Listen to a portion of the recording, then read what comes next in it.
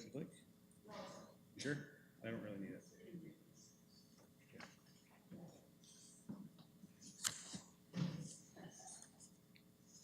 Okay, so moved by Councillor Shell, seconded by Councillor Osanek. We'll let our clerk get. Okay, so we'll call the question on the agenda. All those in favor? Opposed? Thank you. Okay, next, can I have a motion to approve the agenda, please? We have only one item. Okay, moved by Councillor Osanek, seconded by Councillor Shell. Thank you. All those in favor? Opposed? Carries. Great. We have, our minutes. No, we just did the minutes. Okay. So next, are there any disclosures of pecuniary interest? Okay, seeing none. We have no delegations. We have no briefings. Business, we have one item of business. So first we have to move into the Rideau Crest Home Board of Management. Can I have a mover, please?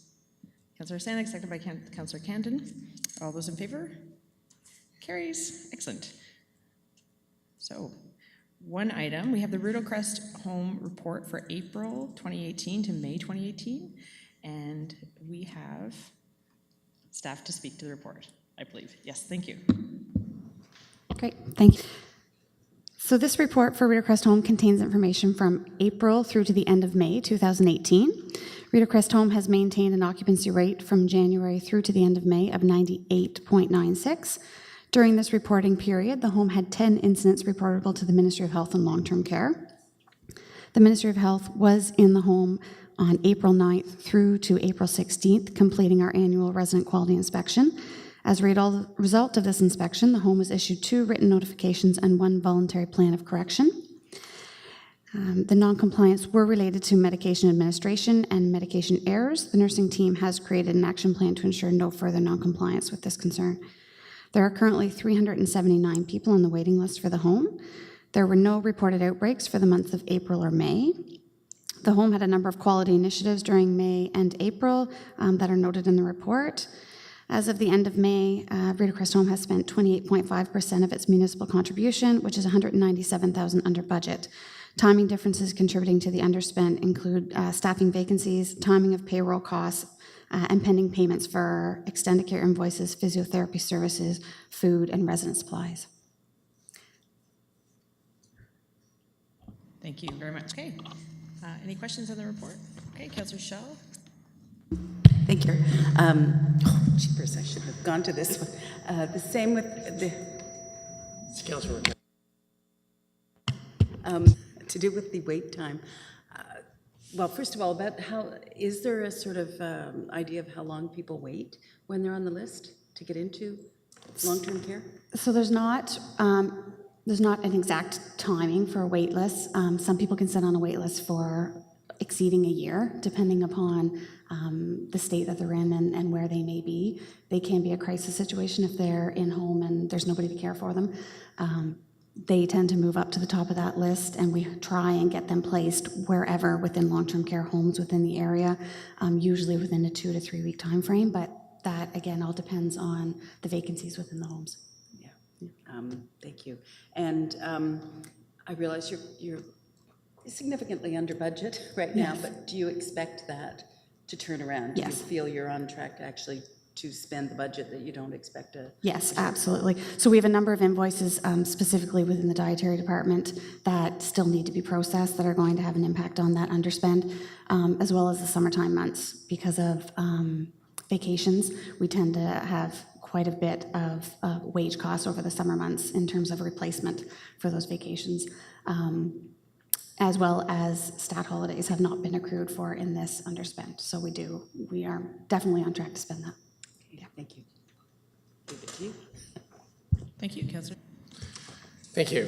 So the one thing I noticed in here that was new was the mention of the medical assistance in dying. So there's been one request that was carried out, I guess, from this report. And my question was to do with the management. So is this a significant, does this have a significant impact on operations?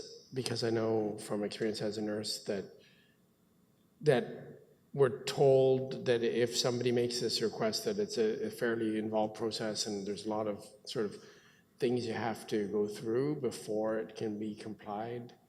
And I'm just wondering what that means in a nursing home setting and if it impacts operations and budget.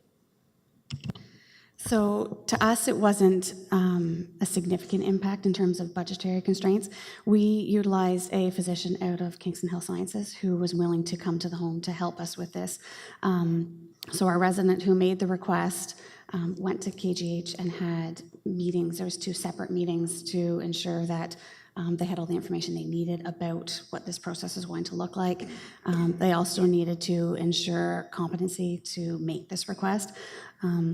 And then from there, there's a waiting period that the individual has to wait, and then the physician comes in and kind of proceeds with the request. So budgetary-wise, it really didn't have too much an impact on us. Now, our physicians aren't comfortable at this time following through with the request, so we will continue to utilize somebody from Kingston Health Sciences at this point. That's actually the same situation as my unit at KGH. Even though I'm in the hospital, there's no one on the unit, physician-wise, that would comply, so it's the same kind of thing. They have to sort of contract out.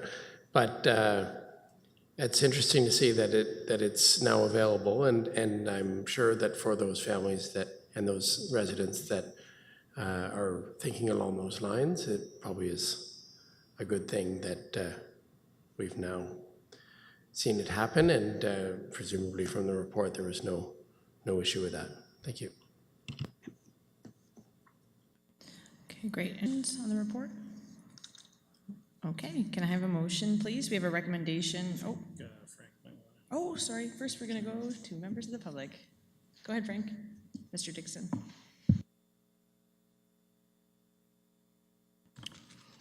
Thank you, Madam Chair. Frank Dixon, Williamsville resident. Thanks to staff for the report and the questions and discussion so far. So we seem to have more detail on numbers this time, and that's generated some questions that I have. I guess my first one is you state there are 379 people on the waiting list. How does that compare to the overall capacity of Reader Crest? So that's my one question. And my second question is a little bit related to that. I'm wondering if management keeps track of the turnover at the facility during the course of a year, whether people get moved to other facilities or they may move out of town or possibly more serious illnesses or pass away or for whatever reason. And my final question is, given that the number of people on the waiting list is very high, and I think it's at least a break-even facility, right, for the city because you get a lot of grants from it to manage it and take care of it. And I'm wondering, just from a sort of a long-term perspective, whether the city has ever looked at potentially building a second facility to handle this particular aspect of its operations. Thank you. Great, thank you. So staff can respond to however many possible. Okay. So in terms of our wait list, the capacity for the home is 170 residents. And that wait list is something that is tracked all the time through our local LIN, our Local Health Integration Network. They are the keeper of all requests for long-term care. So any assessments for people who are looking to get into long-term care, they keep all of that information. And then when a vacancy comes up in a long-term care home, the request goes through that LIN, and then they do placement to long-term care facilities from there. So they keep track of wait lists and vacancies and turnover within all of the homes. In terms of the city looking to build another home, I can't comment on that. But you do have to go through the Ministry of Health and Long-Term Care to get beds. They're not just free beds that you can build within any municipality or private home. Thank you. Okay, so this report is for information purposes only. So next, are we seeing any other comments, questions on it? No? Okay. So next, we will move from the Board of Management for Rita Crest Homes. Can I have a mover, please? Councillor Camden, seconded by Councillor Stroud. Thank you.